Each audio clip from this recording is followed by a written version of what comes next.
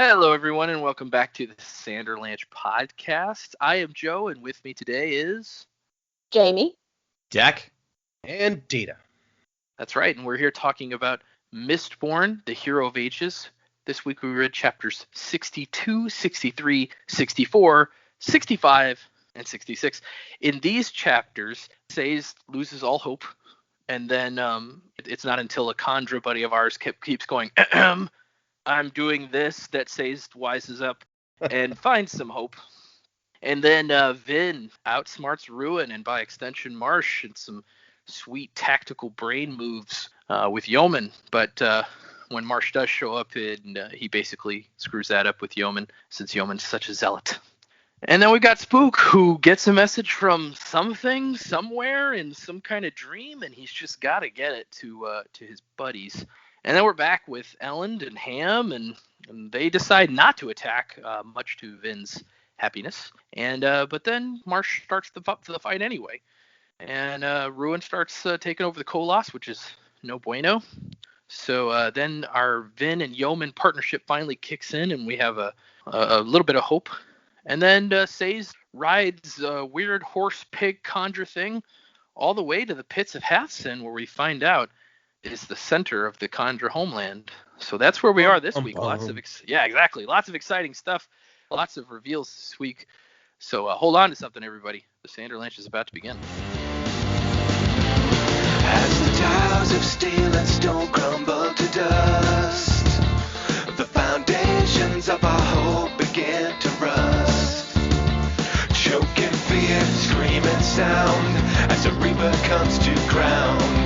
You turn to face it down because you must. And when the world starts to burn at the point of no return, keep a hold of your conviction, tear out the affliction, before the world turns black. Stand up and take it back. So yeah, lots of stuff happening this week, and I kind of tried to drop a little hint at the end of last time where I'm like, there's something about the Lord Ruler's religion that we might be forgetting, and I was, of course, talking about the Inquisitors and their important role in the religion and how a guy like Yomen might react to one of them showing up, which is what we get in this chapter. So what did you guys think of these 5 chapters? Man, some cool stuff. Finding out, I think the coolest reveal for me was finding out, which, we'd predicted wrong just like they had in the past, but we really should have realized the same thing Sazed didn't realize about the first terracemen that were his buddies. It's like, well, no, he's not going to make them nobles. They have Ferrochemy. Yep. So the fact that they're the first generation, that kind of blew my mind on that one. I was super surprised. Didn't think of that at all. So that was probably the coolest reveal for me. Other than that, lots of good little tidbits here. I'm surprised Vin, she's picking up on a lot of stuff. I'm surprised she still hasn't picked up that the earring thing is why she's seeing Ruin, but whatever, to each her own. She doesn't really know about hemalurgy. And I feel like we know so much about hemalurgy now because the epigraph said it's like confusing to us that the characters don't pick up on what's going on. So it's just like I keep waiting for it to kind of click, but it's not clicking because they don't know enough about hemalurgy. Although I feel like Marsh and Ruin do a good job of explaining that in this text here. So so lots of fun stuff. Obviously, I think we're ending at like 79% at the end of these chapters, so we're getting really close to the stuff starting to unravel. So I'm looking forward to it. But yeah, all these chapters had, except for the Spook one, which isn't bad. It's more of a mystery. But besides the Spook chapter, I think all these were really solid, good kind of moving the plot chapters. So hopefully we're to that point in the book. Yeah, we definitely had some major changes to like Vin and Yeoman's relationship even. But then, things are moving. There's a giant Koloss army about to attack almost all our main characters. So, Yeah, I really enjoyed these. I am enjoying that the pace has picked up a little bit.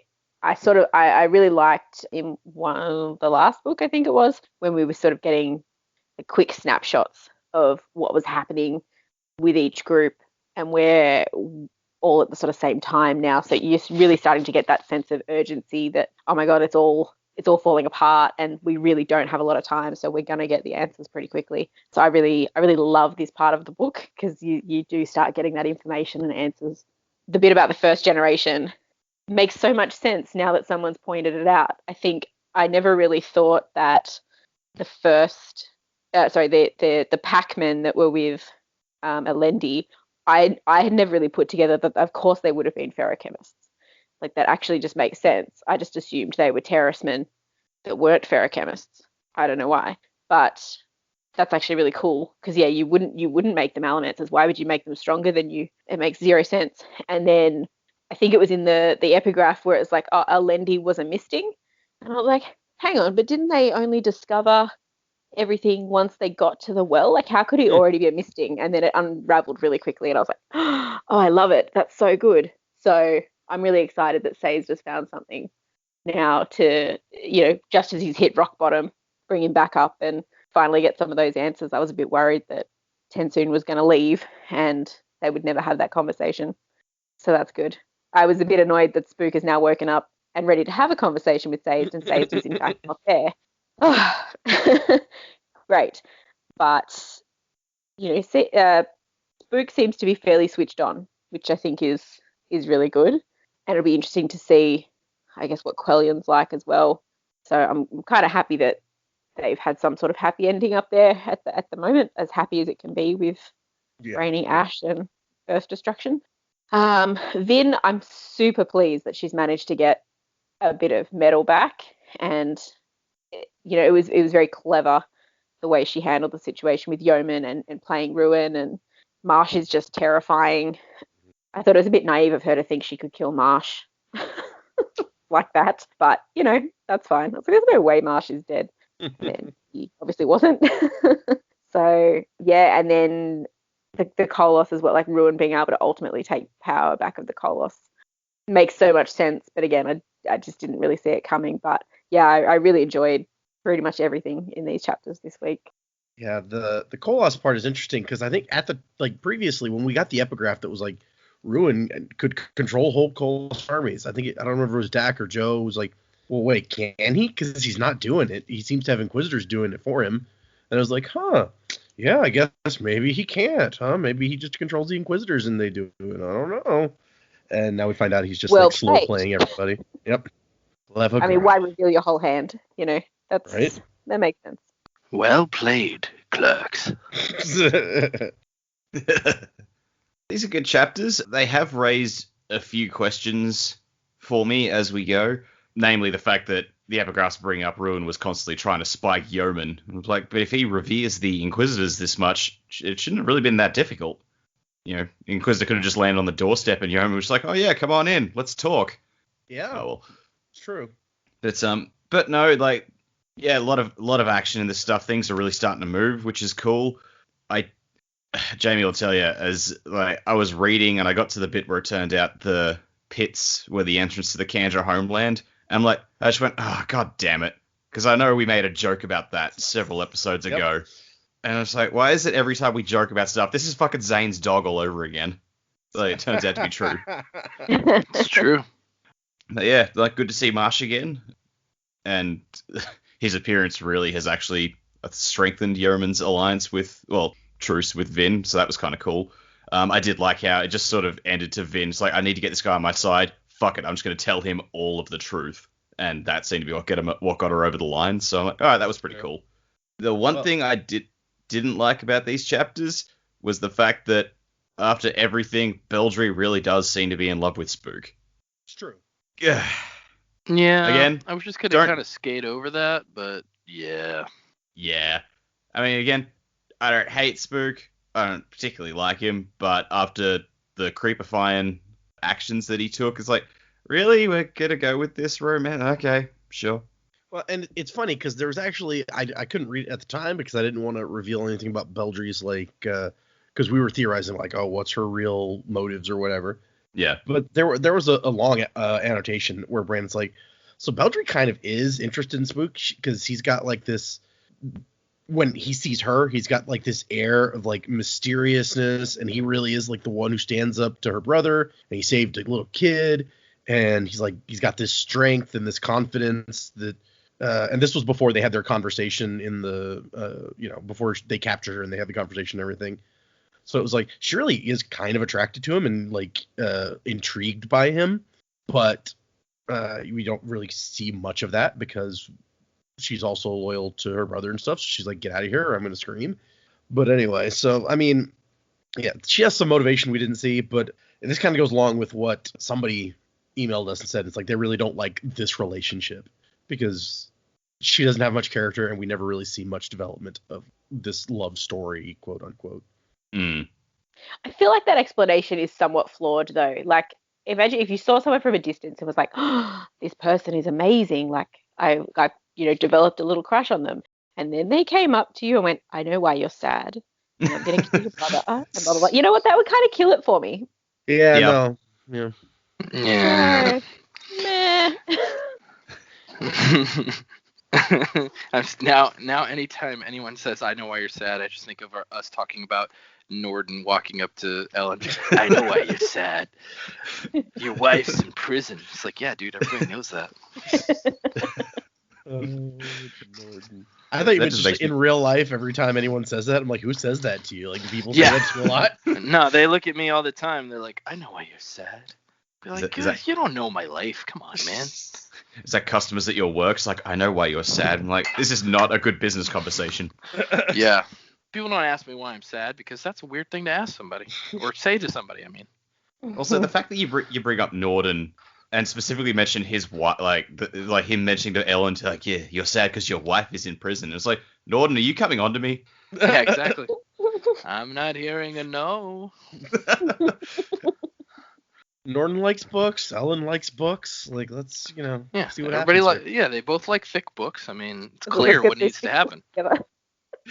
Oh gosh. Okay. I guess let's get into these chapters. I want a fanfic of Norden and Ellen's relationship, please. I bet there's one out there. It's got to exist by next week.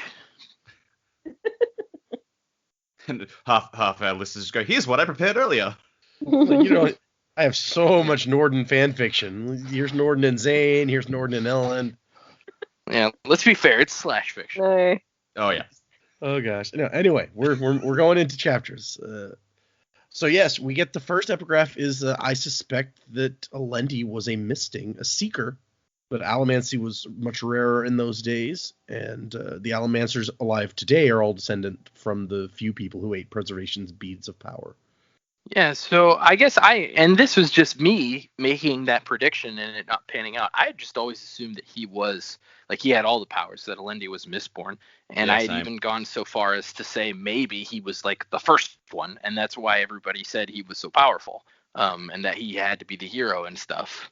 But yeah, to think that he might have just been a seeker, I mean, it makes sense contextually, and there's really no reason for us to believe that he had any of the other powers since he did not become the Lord Ruler.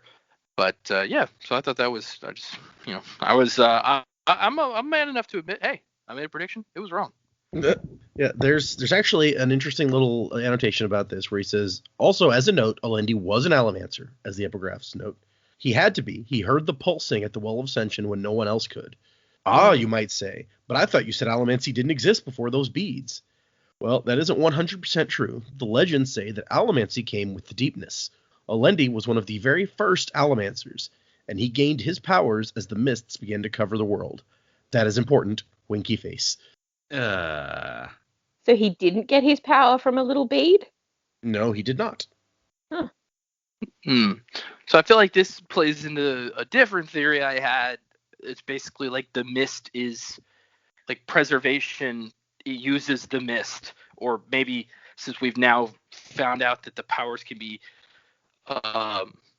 independent of the mind or body or whatever, that the mist is like the original ones truly were, I guess, Mistborn, right? Something in the mist snaps them, changes them, makes them into mistings / Mistborn. Yeah, it creates them somehow. That would fit with what we just read. That's true. Yeah. I'm going to expand on that and say that'd be the people who came down with the mist sickness. Oh. Oh wait, Yeah. hang on. No, Well- no. The nobility blood doesn't get mystic, so that's not going to work because they're the That's ones true. who have to send the power. So disregard. Well, no. See, I don't think you should disregard it, Dak, because they're saying that that's separate from the beads, right? So if the nobility all have the heritage line of the bead power, maybe they cannot get Yeah.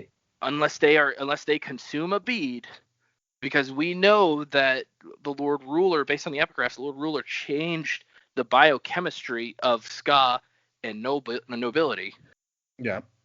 He probably, if Rashek was alive during all that time long ago, he probably knew that Mist could give power. And so maybe that's not something that can happen anymore because he changed the biochemistry of people. That's assuming that anyone understood. Like, if Alamancers first showed up when the deepness showed up, you'd have Right. to eat some metal and then figure out that you had the power from metal, which would Well, be I'm a heck of a assuming jump. Ruin gave the Lord Ruler that knowledge. or Oh yeah, that's true. He got a lot of whoever knowledge when he ascended. Right. Yeah. Okay. So when he ascended, but yeah, like that's still not. I don't think you should throw that out completely, because maybe all those people that got sick. Although I don't know why it's such a specific number. That's the part that I still don't get. Yeah. Why is preservation an arithmetic nerd? Right. What's he trying to tell us? Yep. Okay. Well, that's a good question. Yep. And I'm going to point back.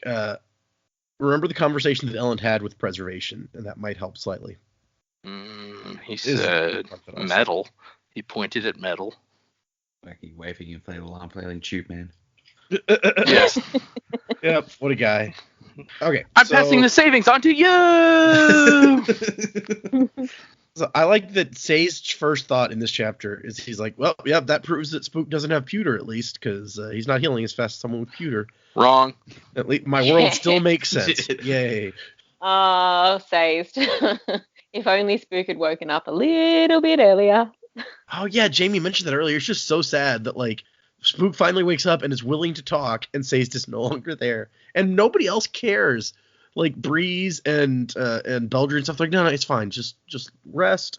It's all good. Probably startled that he's awake, given the injuries he sustained. It's like, man, you woke up, and then was a line from "Thank you for smoking." It's like poor use of inflection. Is she implying that I somehow might not have? Yeah. Well, I mean, Breeze does say he is awake. Like, the emphasis was on the is. Yeah, I noticed that too. He's like, so were they arguing about whether or not he was waking up? I don't know. Maybe he was talking in his sleep. It's like he's awake. I don't believe you. But we find out that Breeze is the ruler, I guess, in Urto, but Quellion is still, he has authority, so... Yeah, sure, why not? And Beldry's sitting next to Spook's bedside, all worried about him. He's not just a man, she says. He's something special. Yeah. Maybe when he woke up, maybe she goes, I know why you're in pain. Yeah, when she said he's something special, that gave me like mom vibes, like he's my special boy. Ew. Ew. Yeah, it's not good. It takes this really creepy relationship just that little bit creepier. See, that's all we really need to find out that Beldry is also creepy, so they fit together. Sure. Creep for creep. And then Sayst is getting through the very last of his religions, and as I think everyone knew was going to happen, none of them are helping him. He can't find any of them that feels like they're completely true or whatever. Yeah, it seems uber convenient that he comes to this realization as a hope lifeline comes to his aid. Yeah. Because I feel like if he had not gotten through all his religions, he may not have been as interested to hear, to overhear in what he overheard. But because he did, I don't know. He's like, oh. I feel like finding out that there is one more religion he doesn't know about, even if he's only gotten through half his religions, he'd be like, wait, I need to get that one too, so that I can make sure. Also, I mean, it's I guess, the one they've been looking for 1,000 years. I feel like he'd be interested. Right. But I mean, in the chapter, he just decides to open that book and read through what he and Tyndall worked on. Like, it just seems super convenient plot-wise. Well, but I mean, the dog's been here for a while, so he could have finished this at any time during like however many days that Tenzuin's hanging out and had the same situation. So then says sort of like, why, God, whose existence I doubt, Why do you leave me without hope? Like I was always the one who like had faith, and now I'm the one who can't. Take them, Lord. Don't take me. Save me, Jeebus. And then we hear Breeze outside talking to Tenzin. My dear doggy, surely you'll stay another day. And she's I'm Breeze. surprised Tenzin's putting up with that. Right? He's probably like, they're my mistress's friends. What am I going to do? That's true. You got to give him some slack, I guess. And Sazed is kind of thinking about like Kelsier and Vin, and the lesson Vin basically learned in the first book was like it's better to trust and possibly be betrayed, which Kelsier and Vin both kind of learned. That was the whole like theme in the first book. So it's interesting that Sazed kind of revisits that lesson here. And Tenzin says, "Farewell, Soother. Give my regards to the announcer." And that's where it's like, wait, what? You have to imagine he's just sitting outside, just like making it super obvious, like, give my regards to the announcer. Wink. Right. He's like, I've been waiting days for this guy to give a shit. Breeze is like, did you just wink at me? Weird dog, but okay. No, that wasn't me. That was no. I had something in my eye. And they start talking about this term, and Sazed shows Breeze the book that Ruin changed. And Breeze is like, oh, looks like you got the wrong term, my dear doggy. Like, he just really loves calling him my dear dog. It's so strange. It's such a weird thing. You feel like he's been waiting his whole life to say this for some reason. Right? He's like, now, like, the opportunity has presented itself. He's like, oh, fuck yeah, I'm capitalizing on this. Turns out Breeze just really wanted a dog all these years. And then he's like, how do you know? Like, this ancient terrorist prophecy. And Tenzin's like, you know what? Isn't it weird that no one ever thought about what happened to the other guys who were traveling with Rashek and Alendi up to the Well of Ascension? And Breeze is like, oh, come on. Everybody knows that he turned his friends into the first nobleman. I like how at this point, Tenzin's done being coy. He's just like, hey, did you ever think about this? Yeah, this is what happened. He's honestly, like, humans are all so dumb. Have you not realized? Well, his choice of words is like, there's a problem no one has thought to point out. I'm like, is that Brandon taking a dig at the readers? And so, no, I mean, I don't know if we had actually talked about this before. Like, what happened to the other guys who went up to the well? I think we just said, we bought into the story that they were the first Alamancers. The Lord Ruler raised them up and just didn't think much more about it. Yeah, and I think if we had addressed specifically the fact that they would have had ferrochemy, I might have just said, well, he used the power to get rid of their ferrochemy and give them just allomancy, which I don't know that he could have done, but whatever. And so Sazed is like, oh, yeah, no, of course this makes sense. Like, he couldn't have made them allomancers. He would have had to, he wanted to get rid of ferrochemy, so he would have had to, like, sequester them, maybe even kill them. And Tenzin's like, no, you think he's a monster. He wasn't that bad a guy. He didn't kill his friends. Enslaved people for 1,000 years and made sure they were treated like shit? Yes, he did that. But kill his friends? Nah, man. It's like, he ain't that bad. Yeah, well, you know. Everybody has their line. But no, he says he spoke directly into their minds while he was holding the power and offered them a bargain. Immortality in exchange for giving up their ferrochemy. And so it's and it says the father transformed every living ferrochemist into a mistwraith, beginning that race. So they didn't exist before that. And he invented mistwraiths. But his friends, once he turned them into mistwraiths, he gave them some hemalurgic spikes to give them their brains back. So wasn't that nice? And there's actually somebody asked Brandon once, like, what about Quan, who I'm sure you guys remember from the previous book, since we read so much of the stuff that he wrote. So Quan, we know that Quan was like had metal minds. He talked about that. So he was a ferrochemist. While the Lord Ruler was holding the power, he spoke to the minds of his friends, and he included Quan in the conversation. He's like offered them this deal, immortality in exchange for becoming mistwraiths, basically.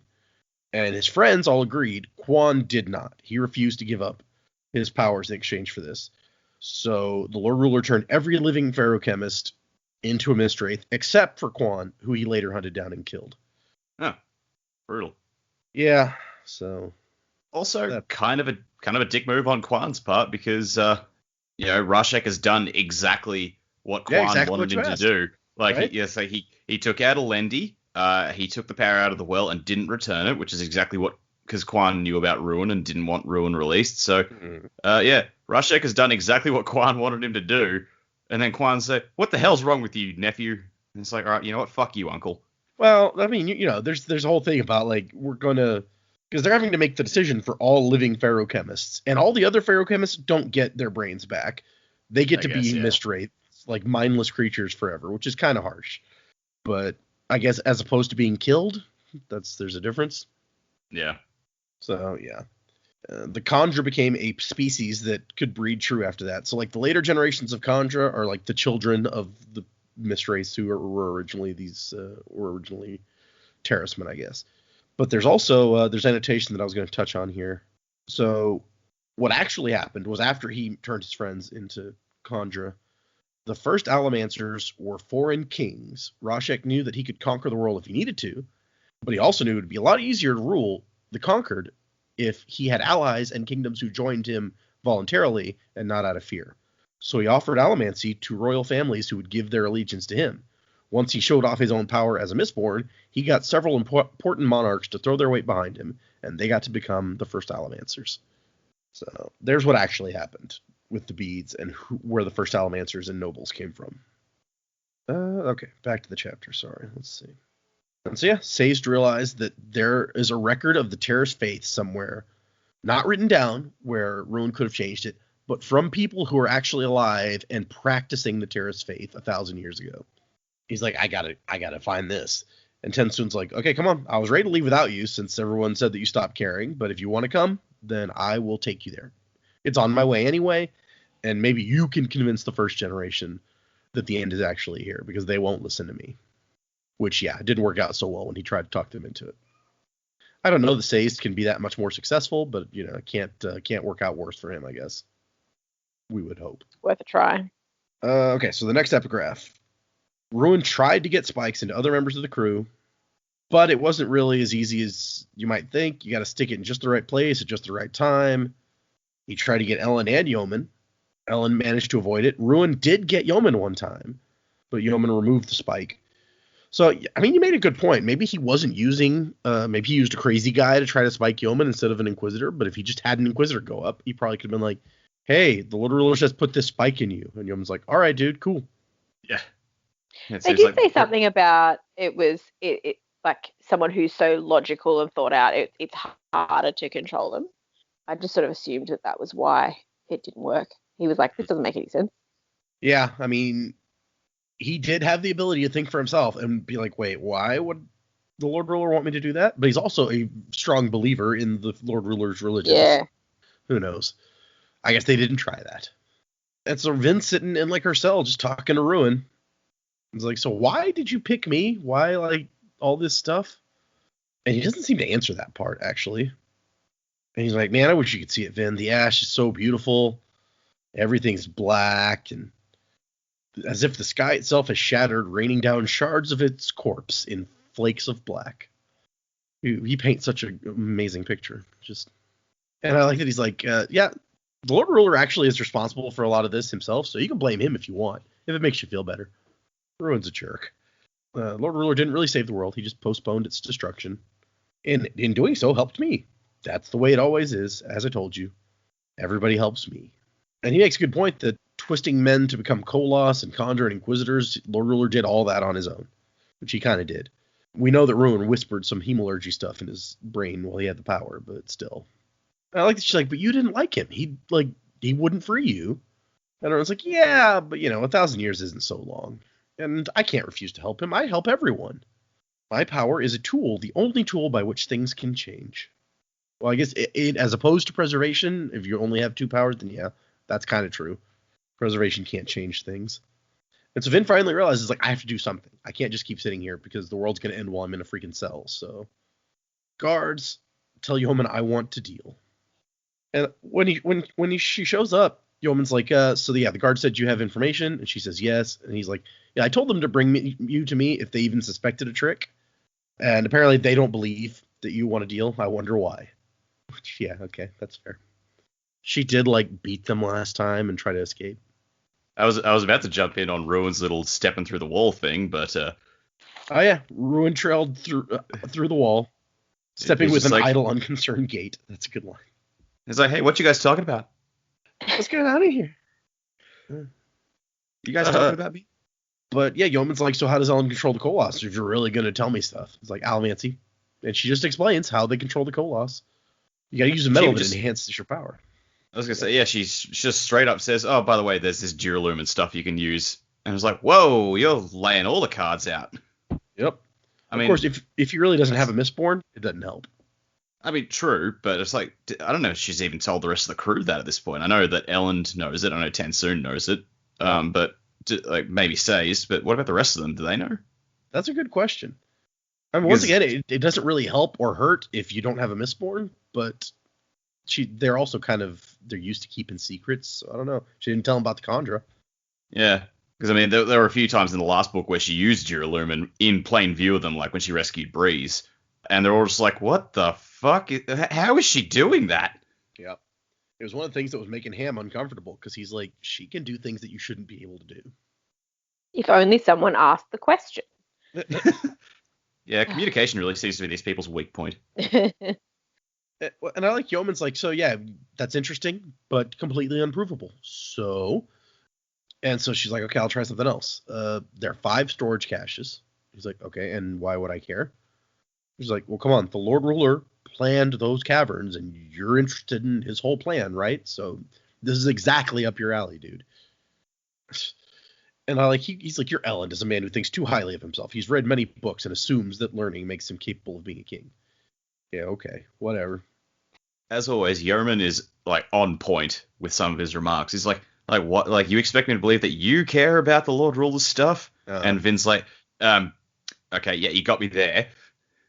She's like, I couldn't care less, but you care, and also I care about the people of the Empire. So she's like, look, we discovered the caches, and all of them led us to you.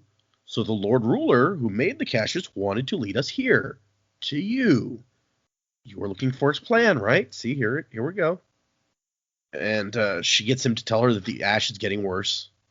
And there's an interesting, it's like, no, the Lord Ruler won't let us all die. And Vin's like, but what if he really is dead? And Yeoman says, then you have doomed us all. Which goes right back to what the Lord Ruler says as she killed him. She's like, no, you've doomed yourselves. You have no idea what I did for you. What I do for you. Once again, communication could have solved that. Yeah. And so she marks off where all of the caches are. And Yeoman's like, well, this seems completely random. And she's like, I'm not making this up. Your spies can confirm it. And he's like, hey, look, not all of us have the resources for extensive spy networks, okay? Like, she just assumes that this guy's king. He must have spies like we do. Apparently not.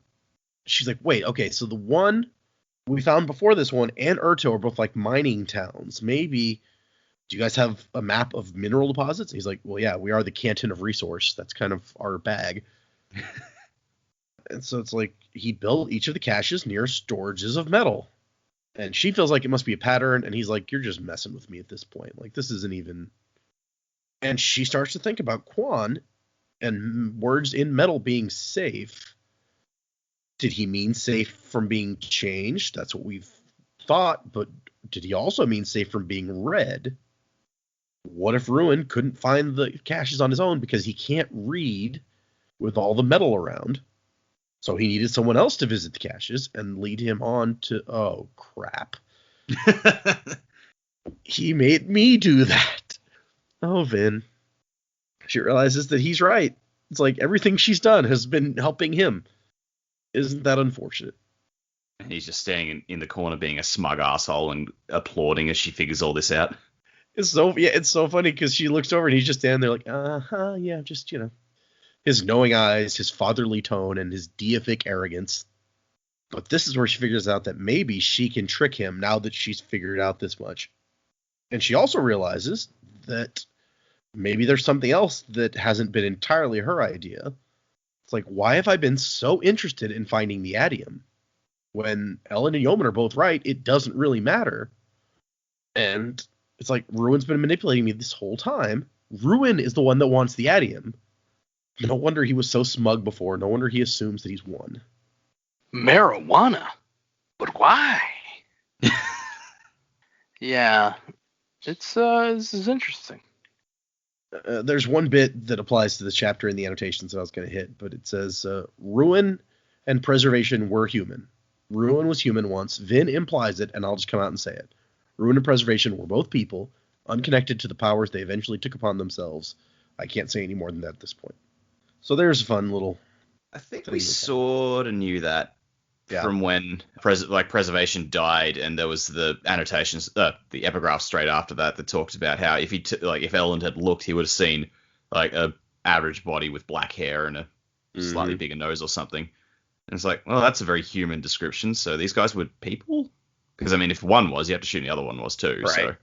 That's why I was okay with reading that, because I think we'd kind of made that connection already. Yeah, we pretty well figured that out. Not to mention Ruin is looking for his body. It's apparently. True. Well, yeah, but like it could have been any kind of body. We didn't know. He could be a dinosaur. Yep, we're still going for dinosaur. That's what I'm going for. Or Reptar, gotta find that Reptar. Sorry. Or, he could have been a tentacle monster, because we still haven't seen one of those yet. That's true. True. Could be a Cthulhu. It's like when she released Ruin, she actually released the Kraken. Yeah. There's another note in here that I was going to touch on, because it says, and it is about the Adium. Ta-da! The Adium drove the plot in book 1. It drove the second book as the armies were hoping to claim the stash. It would have been a disappointment for readers, I think, to have that mythical Adium supply end up being useless. Yeoman's right. It no longer matters monetarily. Cities aren't selling food to one another in the face of the destruction that's coming. But there are other reasons, as you'll see, that the Adium is an important part of all this. So we got Marsh walks in, and Yeoman's like, "Oh, my lord, you finally come. I've been sending messengers." He's been looking for some Inquisitors, but they've all been pretty far away, I guess. Yeoman was like us in book 2, just going, "Where are the Inquisitors? Where are the Inquisitors?" Right? We really haven't seen that much of them in this book either, so... No. Mainly Marsh.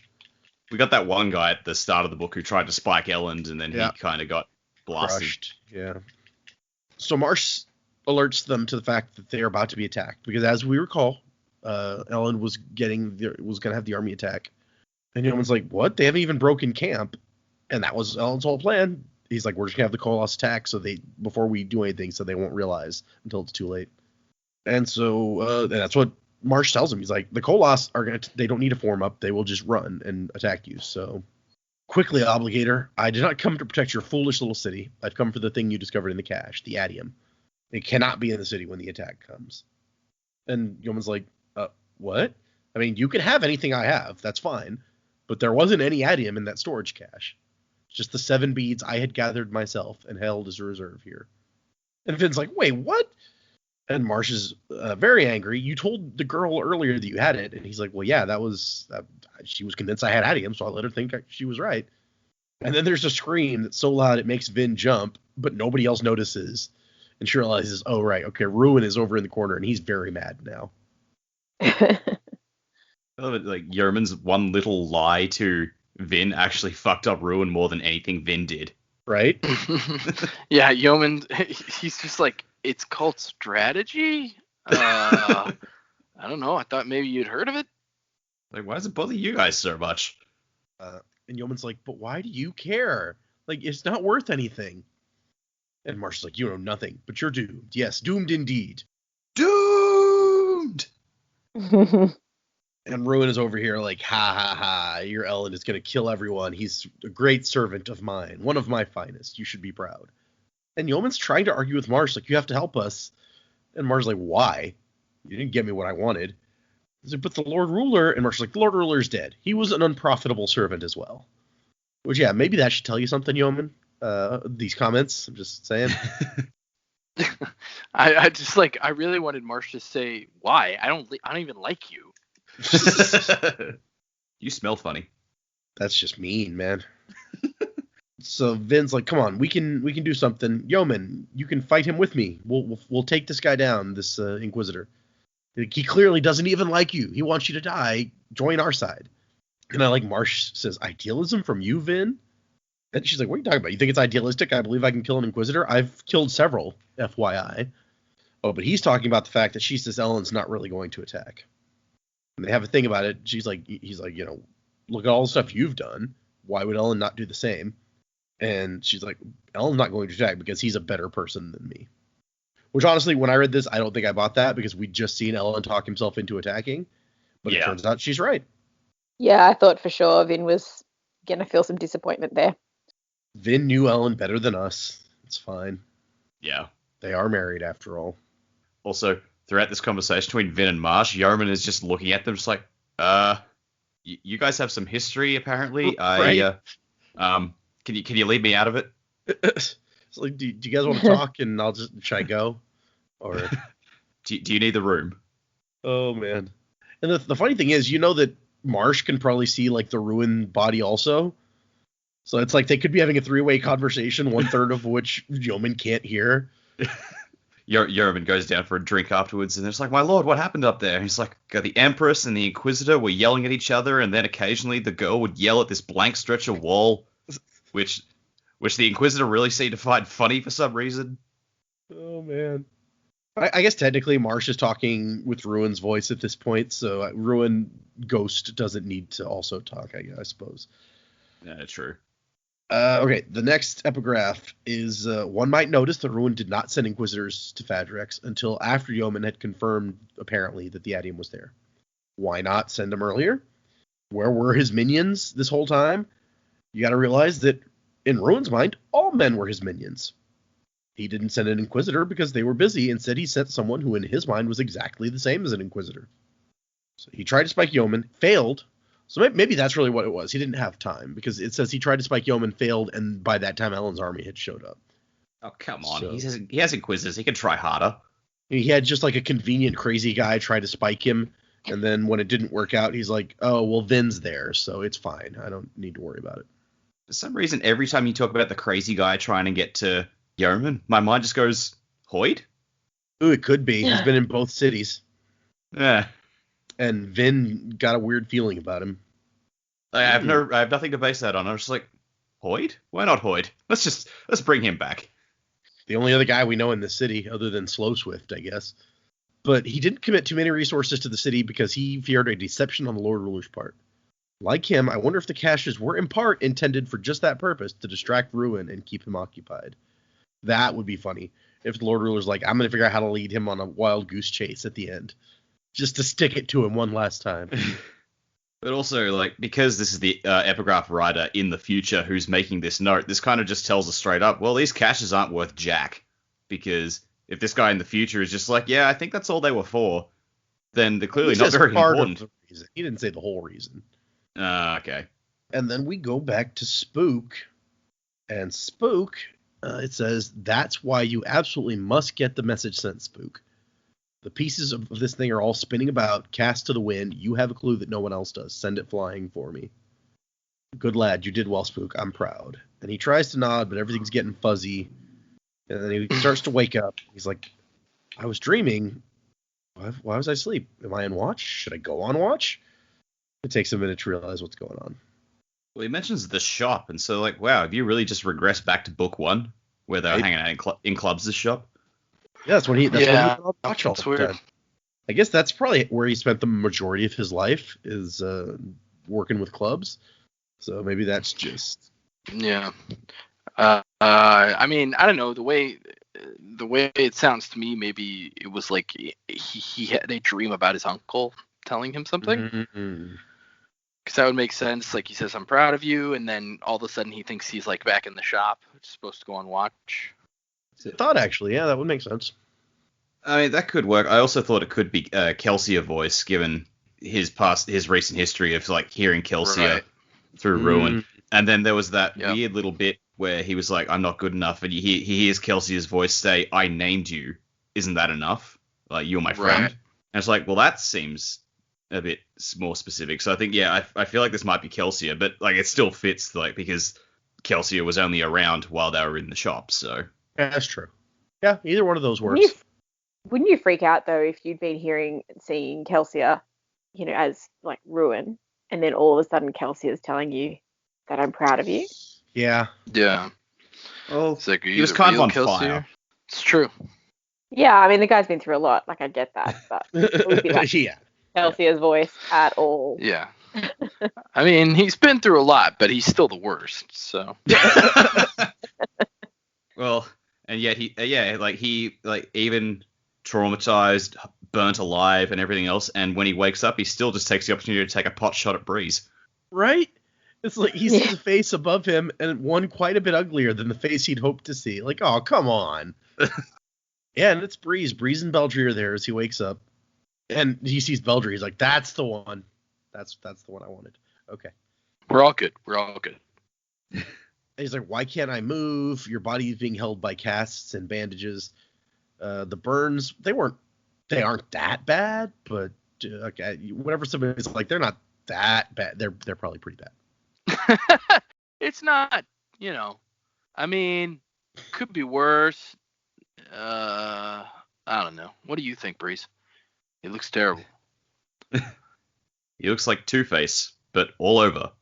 So one face. One face. Two body. Yeah. That makes sense. It's like one fish, two fish, red fish, blue fish, but it's red spook. And he's like, where's Sazed? Sazed is gone, dude. He went south with Vin's Condra. And then Captain Gordell, our good buddy, shows up. He's like, ha, survivor of the flames. Awesome. And Spook's like, hey, what about the city? Is it safe? And they're like, yeah, mostly. We saved it okay. But the ash is falling worse, isn't it? And they're like, oh, yeah. Lots of refugees, some from as far as Luthadel, so it's bad. He's like, I got to send a message to Vin. Okay, yeah, whatever. We'll do that when you're better. Like, no, this is important. Something was controlling me and the citizen. And so he knows. It's the thing that Vin released from the Well of Ascension. We had no idea if he'd put that together, but he did. So that's good. Maybe that's something his dream told him. Yeah, it could be. And he even knows that it's the thing that's bringing the ash down, which even Vin wouldn't have known until more recently. So Well, it took Ellen talking to Preservation to figure that out. Yep. Oh, I think Vin kind of had an idea before that. She suspected. Yeah. Yeah, Spook does seem to have gotten some information from somewhere here. And so he's like, I got to send a message to Vin, which that's why they sent me here after all, to find out stuff and report it back. So that kind of, and Breeze is like, okay, but traveling is not real easy because there's mountains of ash everywhere. And that's when Gordell jumps up. He's like, I'll do it. Vin saved my life that night. She could have killed me, but she took the time to tell me she understood and convinced me to switch sides. If she needs this information, I'll get it to her or die trying. Good on you, Gordell. Yeah, good guy, Gordell. And there's an annotation where he's like, where Brandon says, good old Gordell, or Richard Gordon, a good friend of mine and a fantasy fiction fan. Oh, God damn it. Yeah, so this became the series to work in cameos. I didn't put that many in Elantris, but I wanted a place for this guy. He's very similar to how Gordell acts in the book, a solid, good-natured guy, the type you want running your important message through a dying world in an attempt to save it. So, yep. But you don't have to worry. This is apparently the series where he got it all out. He's like, I'm going to stick all my friends in here. Damn it, I had a theory about this guy, and now I'm not sure if it's accurate because I'm just like, is he going to do that to his friend? So, shit. What was the theory? You got to tell us now. I'll bring it up in predicaments. Okay, fair enough. I'll proceed as planned. But Spook is like, okay, you have to bring me a sheet of metal and something to scratch into it. These words must be written in steel, and I cannot speak them aloud. So he has some information, and he seems to think that as long as he doesn't speak aloud, Ruin won't know what this says. So that goes back to our conversation earlier about whether or not Ruin can read words in metal. And that's kind of what Vin was thinking along the same lines in her chapters. So maybe the answer is no, Ruin can't read this stuff. And next epigraph. While the Lord Ruler held the power, he saw the power of Feruchemy and feared it. Many of the Terrace people he knew would reject him as the hero, for he did not fit their prophecies. They would see him as a usurper who killed the actual hero that they sent, which, yep, that's what he was. Yep. It says he could have, I suppose, kept Allomancy a secret and used Feruchemists as his primary warriors and assassins. But Feruchemy is not as flashy as Allomancy, so without the drawback, it offered a mystical power that he could use to bribe kings to his side, which is what I told you guys earlier, that's how he used it. Well, I just imagine all these kings were just like, I followed Alendi, not you, dude. He was our ruler. And Rashek's like, yeah, but I can make you do this, and fucking shows off the Allomancy power, and they're just like, you present a good counter-argument, yes. It's like, watch, I'll shoot coins at one of your servants and kill him. Don't you want to do that? Also, by extension, realize that I could do that to you as quickly as I did it to him. It's like, yes, compelling argument. You make a persuasive argument, Fry. Okay, so we cut to Elend, who's just kind of standing on a rock looking at the Koloss. And Ham's like, yep, no, the Koloss are going to not have a problem there. They'll just jump right up there. And Ham's like, or Elend's like, Ham, is this right? And Ham's like, I mean, it makes sense. But, and Ham does his thing where he's talking about both sides. He's like, but at the same time, like, loosing a group of Koloss on a city seems kind of immoral. What if you can't control them when they start to go crazy? Is saving Vin worth the possibility of killing even one innocent child? I don't know. And Elend's like, I shouldn't have asked Ham. Jeez. Ham never gets to, like, a straight answer. Yeah, but his options were Ham or Set. And Set's going to be like, fuck yeah, attack, dude. Get on with it. I want my city back. Give it. Gimme. Yeah. But then Ham goes, no, we shouldn't attack. And Elend's like, wait, did you really just come to a conclusion, Ham? And Ham's like, yeah. Didn't offer any explanation or rationalization. God damn. And Elend thinks, he's like, what would Vin do? And then he's like, she wouldn't want me to do this. Correct. Which is exactly right. And so he's like, okay, we're going back. Tell the men to turn back. We're leaving. And Ham's like, what about Vin? And he's like, we'll figure out another way to get her back. We're not doing this.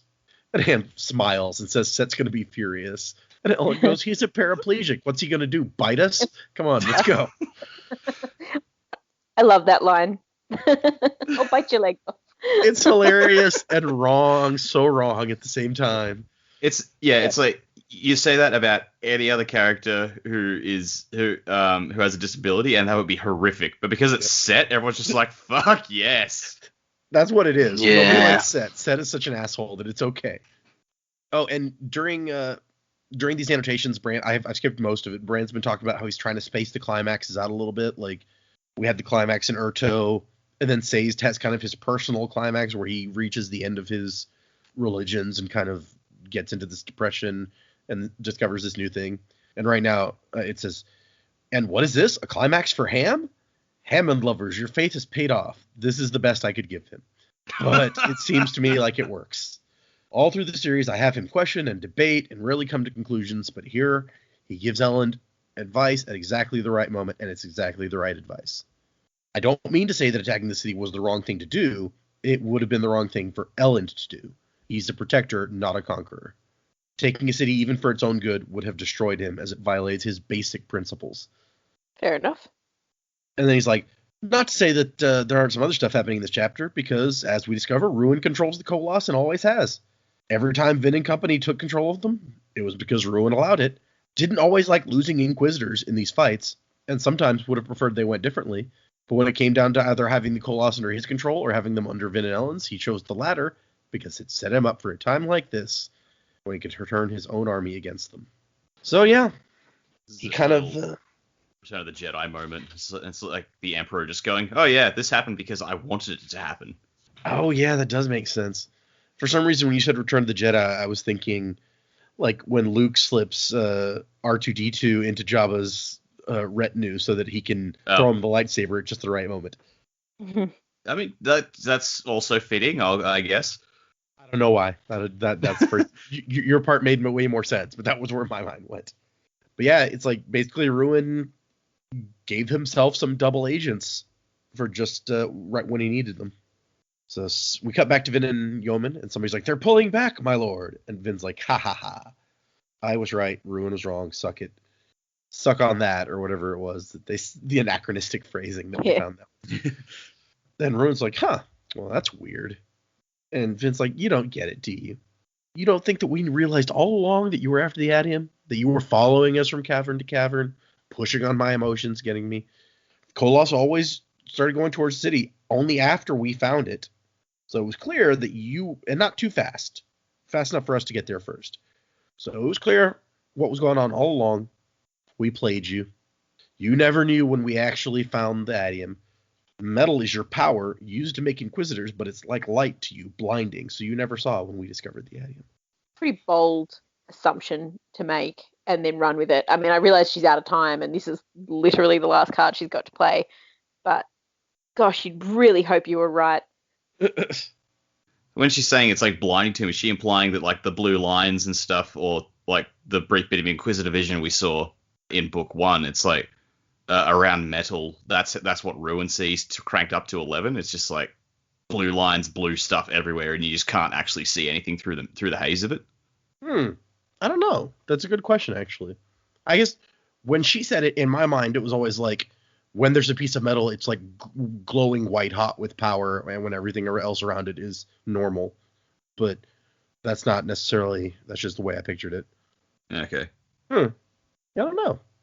But so Ruin buys the bluff, like bites hard, because Marsh runs across the room and grabs her. He's like, "Where is it? Swear to me." Where's the trigger? I think more of the cockroach guy from Men in Black 2, where he's like, he opens that diamond thing and they're not in there, and the galaxy's not in there. He's like, "Oh, where is her?" Great Vincent D'Onofrio film, by the way. Yep. Oh, yeah, that is him in this film. Sorry. Nah, I can't think of Vincent. Is that how you say it? D'Onofrio? Yeah. It's spelled like D'Onofrio or whatever, right? But he's just Kingpin in my brain now. Yeah, that's fair. Yeah, I mean, for a long time, he was Criminal Intent guy to me. But, but yeah, he's good. But Ruin's like, "Oh, no, you're going to tell me where the adium is, child. Have I not explained this already? You can't fight me. Everything you do helps me. You think you're so smart, but you don't even know what that adium is." See, this is the bit where Ruin's doing all the talking and Vin's responding. So Yeoman's like, what are you doing? Because Marsh is just like grabbing her and shaking her while Ruin's talking, and she's talking back to Ruin. But she's like, "Yeoman, come on. Can you not see what's going on here?" And Ruin's like, do I really have to prove that you can't? Okay, fine. And Marsh is like, "Hey, Yeoman, order an assault." He's like, "Wait, what?" So yeah, I want you to tell your soldiers that they should attack Ellen Venture's army as it's leaving. And Yeoman's like, "Well, so you want us to leave our fortifications and charge the giant army of Koloss?" And Marsh is like, "Uh-huh. You got a problem with that?" Did I stutter? Oh, gosh. "Yeoman, come on." And Ruin's like, You see my power, how I manipulate even their faith." And Yeoman says, "Give the order. Have the men attack. The Lord Ruler will protect them." Do you not? Marsh said like 5 minutes ago, he told you to your face the Lord Ruler was dead.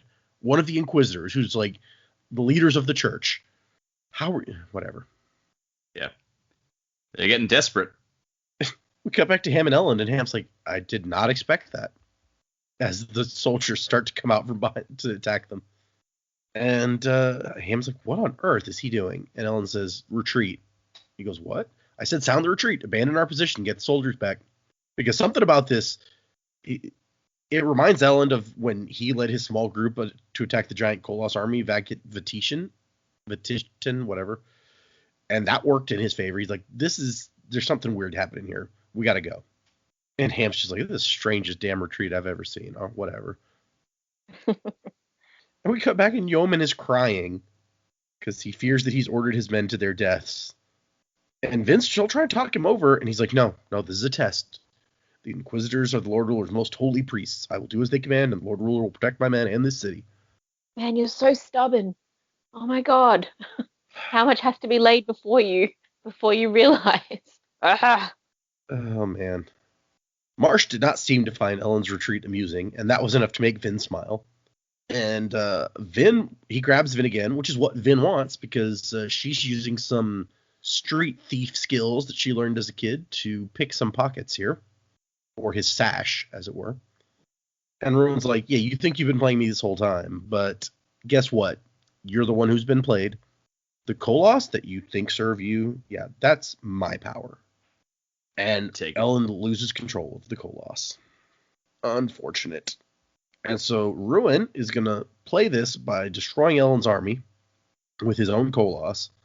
And Yeoman's up here like, "Yes, you thank you. The Koloss have turned. You delivered my people." And Vin knows that Ruin does not care about Yeoman or his city, but Ruin will gladly let Yomen help him kill Ellen's people before turning on Yomen. And she tries to tell this to Yomen. She's like, he's going to come for you next. But Yomen doesn't want to hear that. He has faith in the Lord Ruler. And Ruin whispers that everything is in place. Where's the adium? It's the last piece. And finally, she manages to slip her little fingers into his sash and grab what she wanted, his vial of metals. Because as we know, Marsh has all the powers, which means he needs all the metals. Yep. Sleight of hand. Spirit fingers. Wait, no, that's a different thing. And so Vin downs it, and she pulls out her earring and uses a duralumin-fueled push to send it like a bullet directly into Marsh's forehead and out the other side. And Marsh drops, which, yeah, you probably would. So I think Jamie mentioned in an earlier episode when we were talking about if this really was a hemalurgic spike. I think, Jamie, you said you weren't sure how you would kill someone with an earring. There you go. Yeah, you just push it through their head. Okay, Yeah, it's makes sense. not a fun experience, probably. Probably not. No. And coincidentally, Ruin has disappeared in the chaos of the escape. He left. Yes, left. And she's like, "Come on, Yomen, bring your men back." Oh, Vin, put it together, would you? Even Spook figured this out. It's true. But Yomen says, "No, I will not lose faith." And then Vin does something a little bit shady. I mean, in the end, it's for the greater good. She's helping because it's true that Ruin was not going to let Yomen survive. But she's like, "No, look, he's going to attack you too." And then she uses the 1,000 Koloss she still has to attack Yomen's lines. Oh, no. Look what they're doing. Isn't that terrible? And she points out to him, she's like, "Were you not paying any attention to what that Inquisitor just said? He said the Lord Ruler is dead just now." Which, yeah, come on. And Ruin manages to yank her Koloss away, but not before the damage is done. Yomen says retreat, and will order the men to allow Venture soldiers refuge inside as well. But then she's shocked as Marsh climbs back to his knees. But we know that based on some of the other stuff we've read, that he has ferrochemical healing, so he can heal even from that, apparently. That's terrifying. Yep. But Marsh makes an interesting point where he's like, "Look, even if Yomen turns against me, all I have to do is kill him, because he's made all of the people under him also believe in the Lord Ruler. So if he's gone, they'll follow me." And she just goes, no, I'm the heir of the Lord Ruler, you dick. Don't take my stuff. Don't touch my stuff. But she gets the idea. She's been able to use a duralumin enhanced soothing to take control of Koloss and Kandra. Maybe it will work on Inquisitors. And she tries it, and it almost kind of works, but not quite. It's just, there's something there, and it's too strong. And then he reaches out and grabs her by the neck and starts getting like ferrochemical stronger, which you can tell because they bulk up when they're tapping strength. And she's like, "Oh crap, now I'm in trouble." And she probably would be dead here, except that the same thing happens that happened, what did she say, 5 years ago in the Lord Ruler's throne room? Many years ago is all it says. It says many, yeah. Mm-hmm. She calls upon the mists. Yep, she draws on the mists again and uses them to fuel her allomancy. She calls the name of the wind. Oh, wait. The name of the mist. Like the mists are like the sword of Gryffindor. It presents to those who need it. Yeah, okay, I'm going with that. I like it. Yeah. You broke my loot! But she uses her mist-enhanced pushing to push on his emotions again, and she starts to get a sense of some stuff, of ruin inside his brain, and his love of destruction, Marsh's hatred of himself, and the hateful, destructive thing that hides behind the mask of civility. Ruin was not the same as the Mists, which she had become kind of not fond of the Mists this book, if you recall, but she thought that they didn't like her and she didn't like them. But this is her realization that Ruin, the thing she's fighting, is not the Mists. It's a different thing. And Marsh runs. And she's like, I drew on the mist again. How does this keep happening? I don't understand. I've tried a bunch of times. Why does it not only work like these 2 times? They just really hate people getting strangled. Yeah, maybe. Yeah, it's a personal thing. Preservation got strangled one time, and he wasn't a fan. He was like, this isn't as kinky as I thought it was. It just hurts. Oh.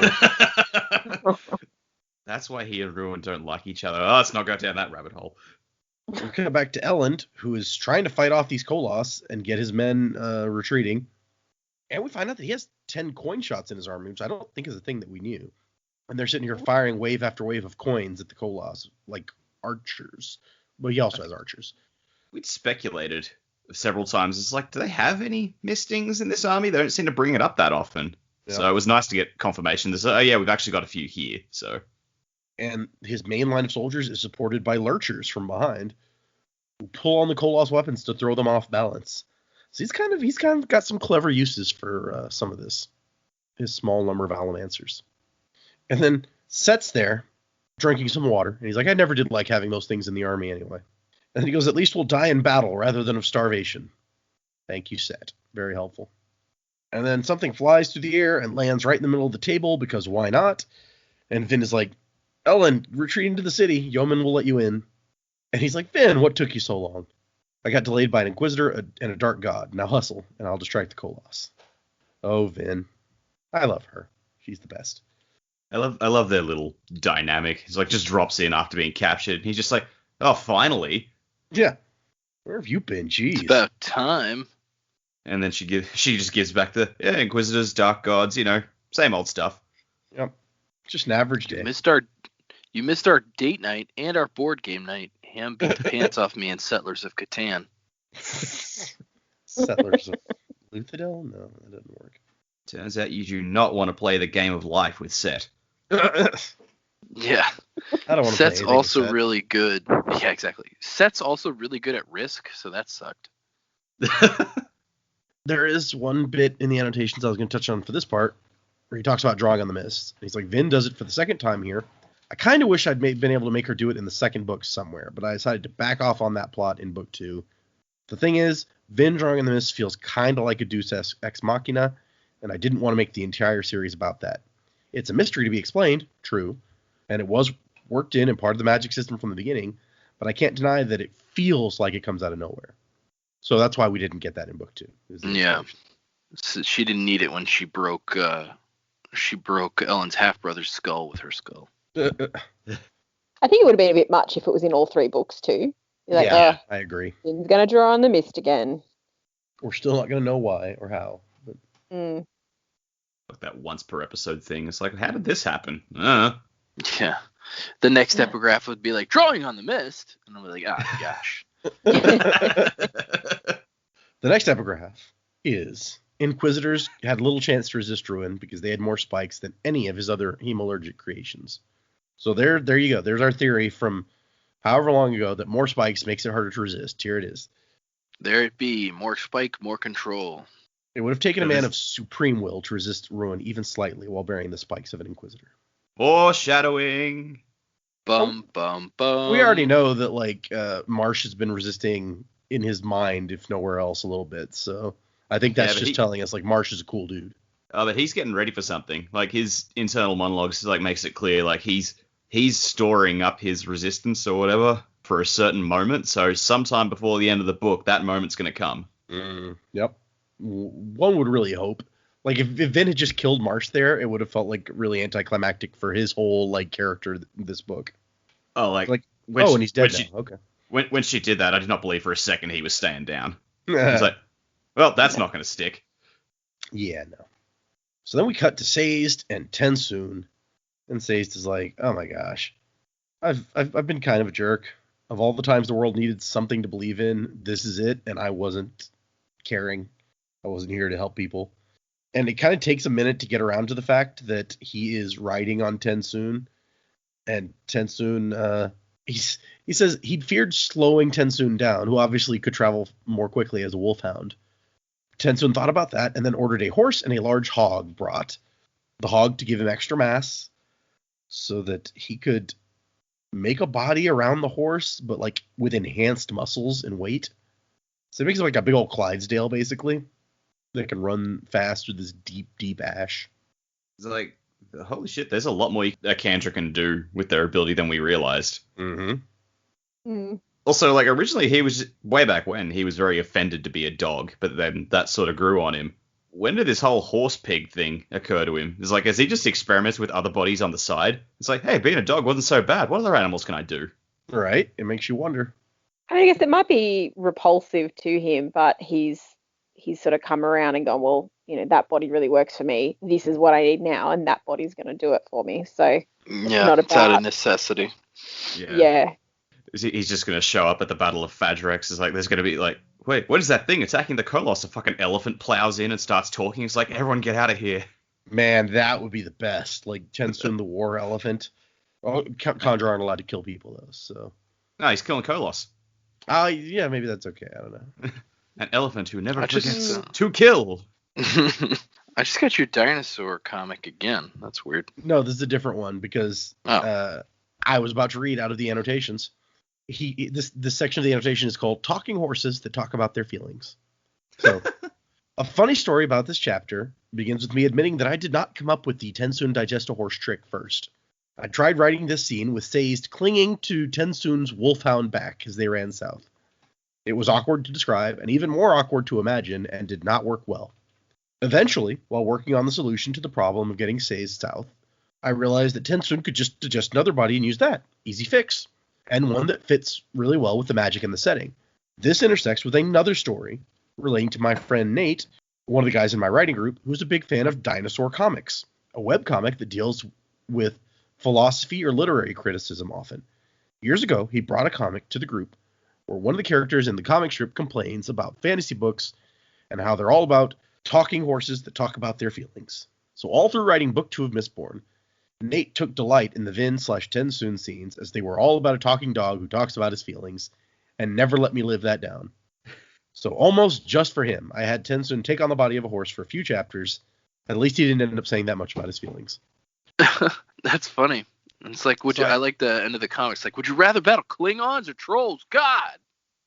Yeah, I dropped that comic into our chat so you guys could read about fantasies all about talking horses talking about their feelings. Boring feelings. I mean, aside from Narnia, I don't remember any other books about talking horses. Has that T-Rex just been watching My Little Pony? I'm trying to think of one now, too. Like, I've read other books with talking dogs, but I don't think I know any talking horses.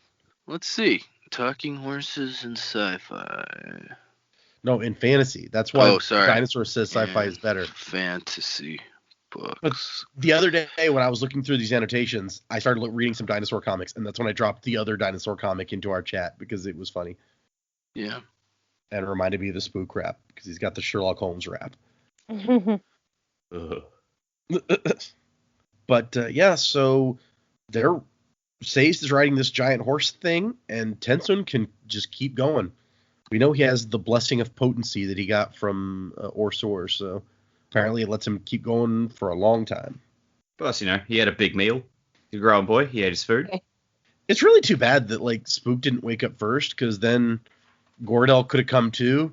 Now he's going to have to, walk it or something. Sucks for him. Oh, Jamie, tell him what you thought about Tensun's voice. Yeah. I don't know what happened, but in the first chapter we read for this week, all of a sudden Tensun's voice is Nibbler from Futurama. Yep, I could absolutely see that. Yeah.